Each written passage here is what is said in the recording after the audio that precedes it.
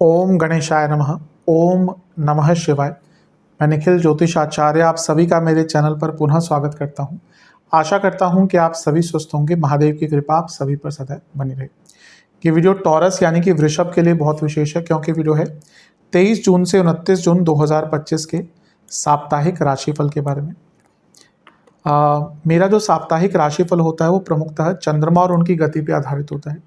चंद्रमा एक ऐसे विशेष ग्रह हैं जो बहुत तेज गति से भागते हैं और 2.25 से 2.5 दिन में राशि बदल लेते हैं। तो स्वाभाविक है कि पूरा हफ्ता जो कि 7 दिन का होता है उसमें चंद्रमा कई बार राशि बदलेंगे। मन के कारक हैं और उनकी विशेषता ये भी है कि जिस भाव में रहते हैं या जाते हैं उसको बहुत एक्टिवेट कर देते हैं। इसीलिए डे टू डे एक्टिविटीज़ पर उनका इम्पैक्ट बहुत होता है और उससे साप्ताहिक राशिफल की विशेषता बहुत होती है।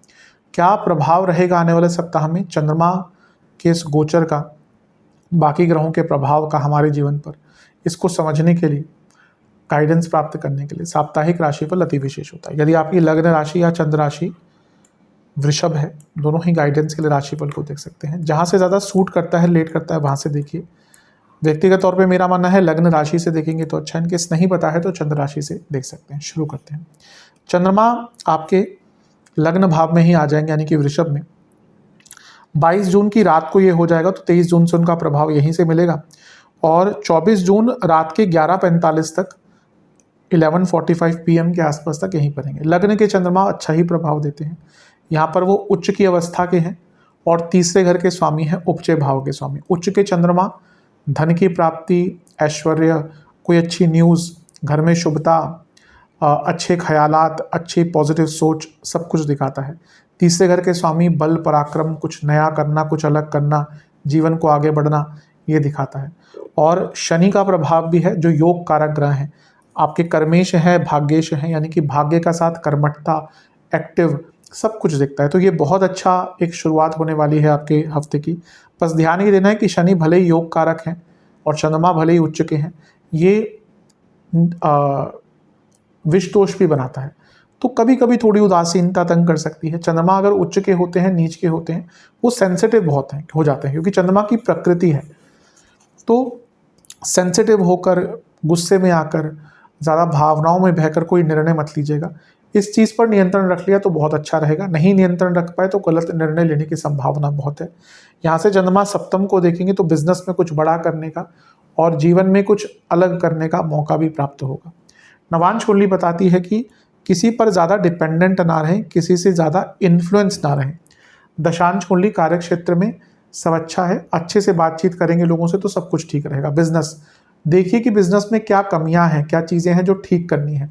उन शॉर्टकट्स को अवॉइड कीजिए जो आपको आगे चलकर तंग करेंगे, और जो दिख रहा है, प्रत्यक्ष रूप से दिख रही है दिक्कतें, उनको ठीक कीजिए, अवॉइड मत कीजिए। लव लाइफ, थोड़ा कनेक्शन और कम्युनिकेशन दोनों पर ध्यान दीजिए, बढ़ाइए दोनों को। वैवाहिक जीवन, सार्थकता लाइए वैवाहिक जीवन में, स्टेबिलिटी लाने की कोशिश कीजिए। परिश्रम करना पड़ेगा। स्टूडेंट्स, अपने आसपास का एटमॉस्फेयर अच्छा बनाइए। अभी लगता है कि परिस्थितियां और एटमॉस्फेयर उतना अच्छा नहीं है, जिसके कारण एक ऐसी रूपरेखा नहीं बन रही, ऐसा माहौल ही नहीं बन पा रहा कि आप आगे बढ़ पाए। सेहत के दृष्टिकोण से sleep disorder, blood disorder, anxiety और पेट के रोग, सर्वाष्टक में आपका लाभ स्थान बनी है। पैसा अवश्य आएगा, बड़ी मात्रा में आएगा।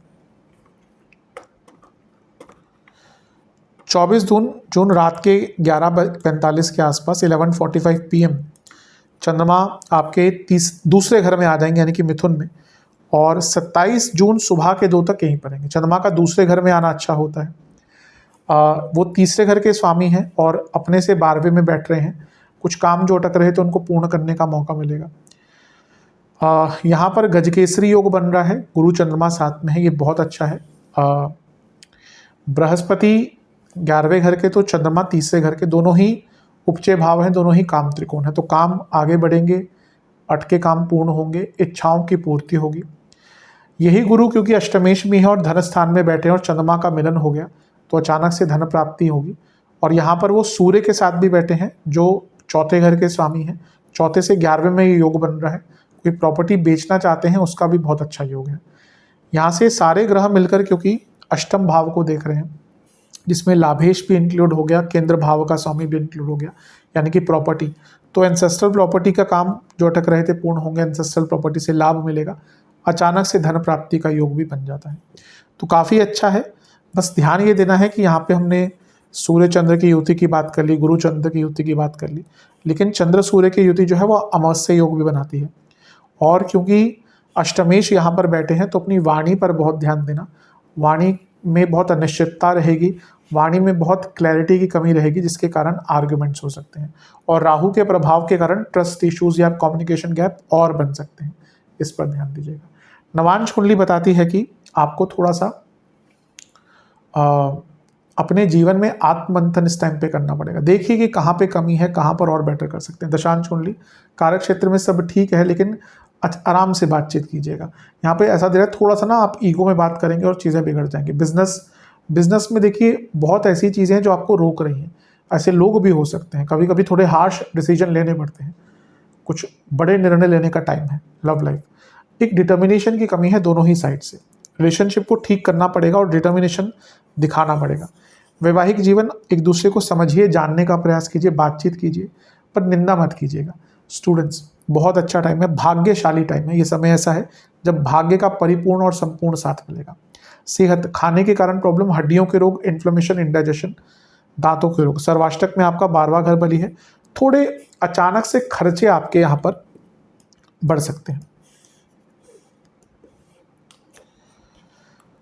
27 जून सुबह के 2 बजे के आसपास चंद्रमा राशि बदलकर आपके तीसरे घर में आ जाएंगे, यानी कि कर्क में, और सप्ताह के अंत तक यहीं पर रहेंगे। चंद्रमा का तीसरे घर में आना अच्छा ही होता है, और यहाँ पर वो खुद अपनी राशि में बैठे हैं तो और बल प्राप्त हो गया।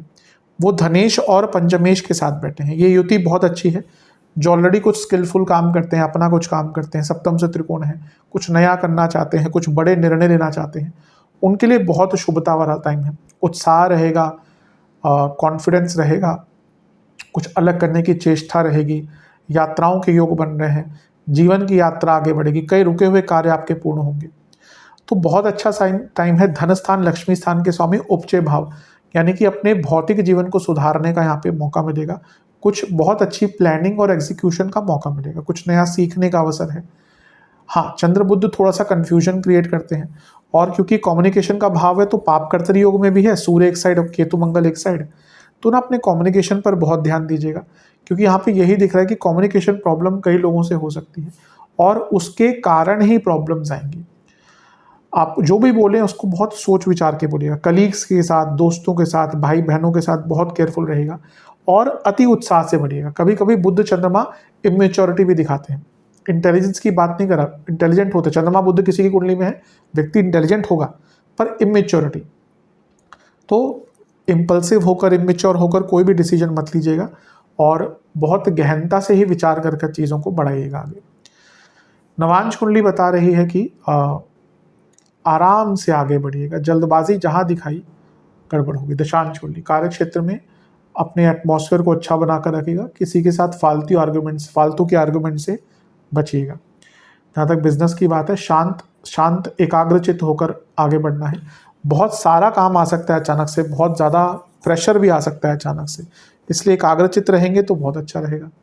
जहाँ तक लव लाइफ की बात है, ठीक है सब कुछ, लेकिन थोड़ी मैच्योरिटी लाइए, दोनों में ही कमी दिख रही है। वैवाहिक जीवन अच्छा माहौल नहीं बन पाता। एक अच्छा एटमॉस्फेयर बनाना ना वैवाहिक जीवन में दोनों की ही रिस्पॉन्सिबिलिटी होती है, एक की नहीं होती। दोनों ही काम कीजिए। आज के टाइम में वैवाहिक जीवन चलाना एक कॉन्टिन्यूस प्रोसेस होता है। ऐसा नहीं कि आपने एक दिन अच्छा कर दिया और फिर सोचें कि पूरा महीना अच्छा जाएगा ना। आज के टाइम में बहुत एफर्ट्स लगाने पड़ते हैं, तो तैयार रहिए उसके लिए, लेकिन ठीक करने का समय अच्छा। स्टूडेंट्स अवेयरनेस लाइए। आप बहुत चीज़ों से ना आपको पता ही नहीं है कि आसपास क्या हो रहा है। एक अवेयरनेस लाने की आवश्यकता है, तभी अपने जीवन में आगे बढ़ पाएंगे। बहुत केयरलेस और मीनिंगलेस भी लग रहे हैं। अवेयरनेस बढ़ाइए, बहुत आवश्यकता है। सेहत के दृष्टिकोण से आँखों की प्रॉब्लम, हड्डियों की प्रॉब्लम, थायराइड संबंधित प्रॉब्लम, स्किन इन्फेक्शंस, सर्वाष्टक लग्न बली है, कुछ बहुत बड़ा बदलाव लाना चाहते हैं, उसके लिए हफ्ते का अंतिम भाग शुभ है। उपाय के स्वरूप में आपको काली चालीसा का 3 बार पाठ करना है। आशा करता हूँ कि ये वीडियो आपके काम आएगा। चैनल पे अगर आप नए हैं सब्सक्राइब कर लीजिए, वीडियो को लाइक कर लीजिए। मिलता हूँ अगली वीडियो में, तब तक के लिए ओम नमः शिवाय।